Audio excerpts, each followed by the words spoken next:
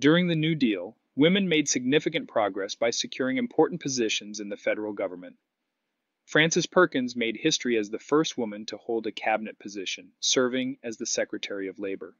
She had a crucial part in the establishment of the Social Security system. Furthermore, President Roosevelt sought to enhance his appeal to female voters by appointing 2 women diplomats and a woman federal judge. Women in the workplace experienced discrimination because some male workers believed that women were taking jobs from men. However, numerous New Deal agencies were dedicated to ensuring equal opportunities in their hiring processes. As a result, women had more chances, although certain agencies and businesses still showed preference towards male workers. The Civilian Conservation Corps only hired men, while the National Recovery Administration employed women but paid them less than men. Nevertheless, despite facing criticisms, women remained determined, and the trend of women joining the workforce continued to expand. President Roosevelt made significant progress by appointing over 100 African Americans to important government positions. One of them was Mary McLeod Bethune, an educator who became the leader of the Division of Negro Affairs in the National Youth Administration, NYA. She worked hard to make sure that the NYA hired African Americans and gave job training and other benefits to minority students. Bethune also had a crucial role in forming a Black Cabinet, a group of influential African Americans who provided advice to Roosevelt on matters related to race. However, even with these advancements, President Roosevelt did not actively support complete civil rights for African Americans. He was worried about losing the backing of white Democratic Southerners, so he chose not to support a federal law against lynching or get rid of the poll tax. In addition, certain New Deal agencies continued to discriminate against African Americans by paying them less than their white colleagues. During the New Deal era, African Americans still faced challenges.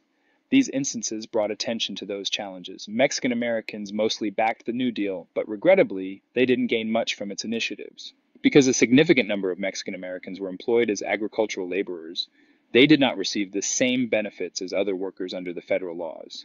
In addition, certain New Deal agencies showed discrimination towards them, and they faced difficulties in qualifying for programs due to factors such as not having a permanent address.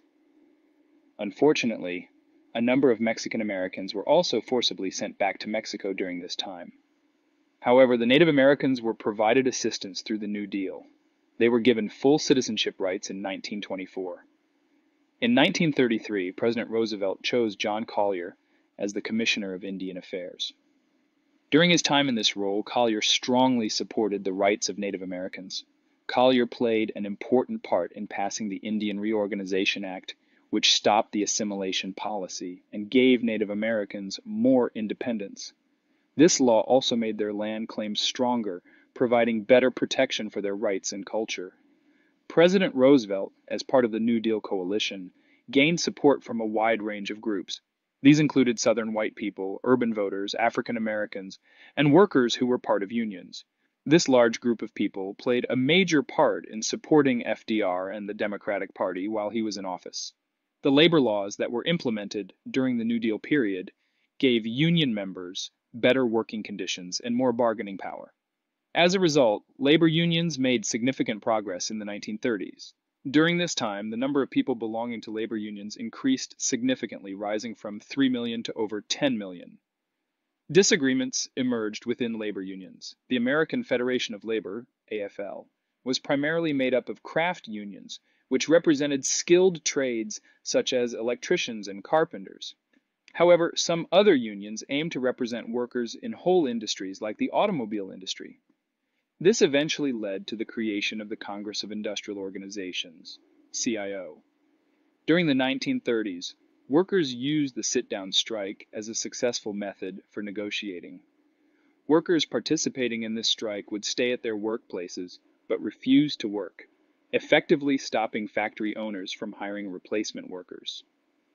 Although there were instances of violence during strikes, the National Labor Relations Board intervened to help facilitate negotiations between workers and businesses, ultimately strengthening labor unions.